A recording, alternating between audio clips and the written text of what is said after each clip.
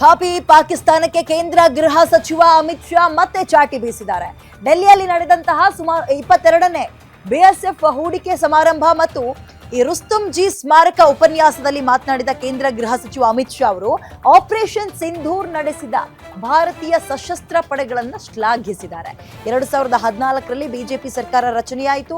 ಉರಿಯಲ್ಲಿ ನಮ್ಮ ಸೈನಿಕರ ಮೇಲೆ ದಾಳಿ ನಡೆಸಲಾಯಿತು. ನಾವು ಸರ್ಜಿಕಲ್ ಸ್ಟ್ರೈಕ್ ಮಾಡಿದ್ವಿ. ಅದಾದ್ಮೇಲೆ ಪುಲ್ವಾಮಾ ದಾಳಿ ನಡೀತು. ಅದಕ್ಕೆ ಪ್ರತ್ಯುತ್ತರವಾಗಿ ನಾವು ವಾಯು ದಾಳಿ ಮಾಡಿದ್ವಿ, ಅಂದ್ರೆ ಏರ್ ಸ್ಟ್ರೈಕ್ ಮಾಡಿದ್ರಲ್ಲ ಅದನ್ನ. ಇದೀಗ ಪಹಲ್ಗಾಮ್ನಲ್ಲಿ ಅವರ ಧರ್ಮದ ಬಗ್ಗೆ ಕೇಳಿದ ನಂತರ ಅಮಾಯಕ ಪ್ರವಾಸಿಗರನ್ನ ಕೊಲ್ಲಲಾಯಿತು. ಆಪರೇಷನ್ ಸಿಂಧೂರ್ ಅದಕ್ಕೆ ಉತ್ತರವಾಗಿತ್ತು. ಇದಕ್ಕಾಗಿ ಜಗತ್ತು ನಮ್ಮನ್ನ ಮೆಚ್ಚುತ್ತಾ ಇದೆ. ನಾನು ಸೈನ್ಯಕ್ಕೆ ವಂದಿಸ್ತೀನಿ ಅಂತ ಅಮಿತ್ ಶಾ ಹೇಳಿದ್ದಾರೆ. ऑपरेशन सिंदूर अपनी भूमि पर हुए टेरर हमलों के जवाब के इतिहास में सबसे सटीक और सभी उद्देश्यों को पूर्ति करने वाला ऑपरेशन था.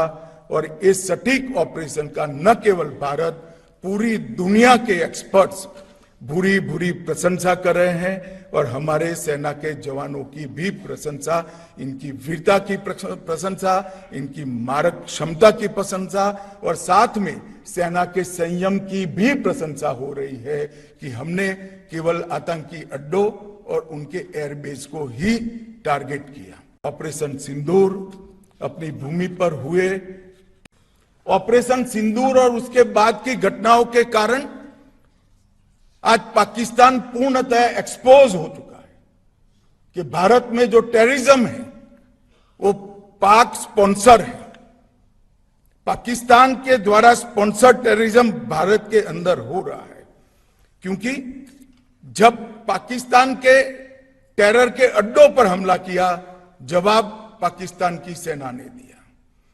जो उनके आतंकवादी आका मारे गए, उनका जब नमाजे जनाजा जब हो रहा था, पूरी दुनिया ने देखा. पाक सेना के आला अफसर इनके कॉफिन को कंधा भी दे रहे थे और वहां नमाज पढ़ने के लिए उपस्थित भी थे.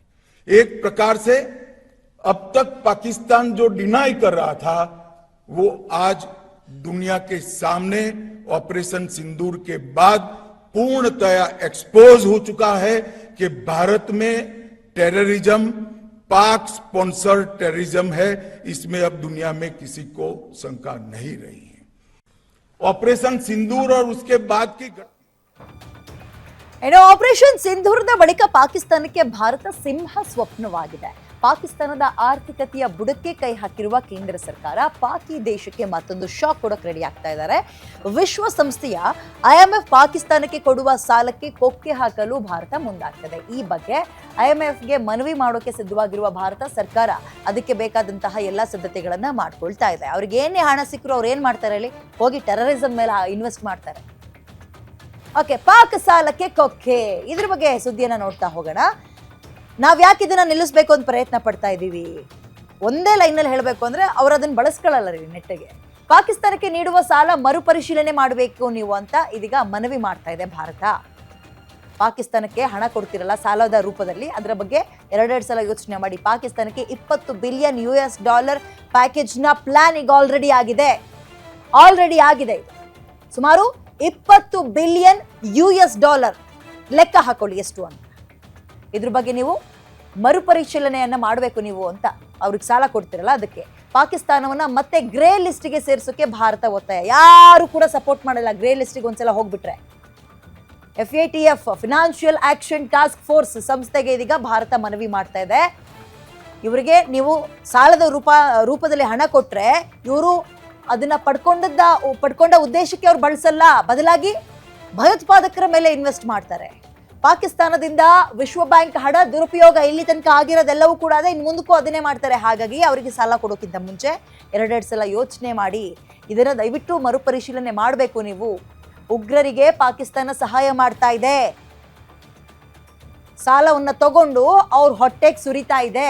ಹೀಗಾಗಿ ಪಾಕ್ಗೆ ಸಾಲ ಕೊಡುವ ವಿಚಾರವನ್ನ ನೀವು ಪರಿಶೀಲನೆ ಮಾಡಬೇಕು ಅಂತ ಭಾರತ ಸರ್ಕಾರ ಇದೀಗ ಅವರಿಗೆ ಮನವಿ ಮಾಡೋಕೆ ಮುಂದಾಗ್ತಾ ಇದೆ. ಸೊ ಇದನ್ನ ಹೇಗೆ ಅವ್ರ ಪರಿಗಣನೆಗೆ ತಗೊಳ್ತಾರೆ ಅನ್ನುವಂಥದ್ದು ಕೂಡ ಪ್ರಶ್ನೆ ಆಗುತ್ತೆ. ಅಂಡ್ ಕೆಲವೊಂದು ಸಾಕ್ಷಿಗಳನ್ನ ಕೂಡ ನಾವು ಕೊಡಬೇಕಾಗತ್ತೆ.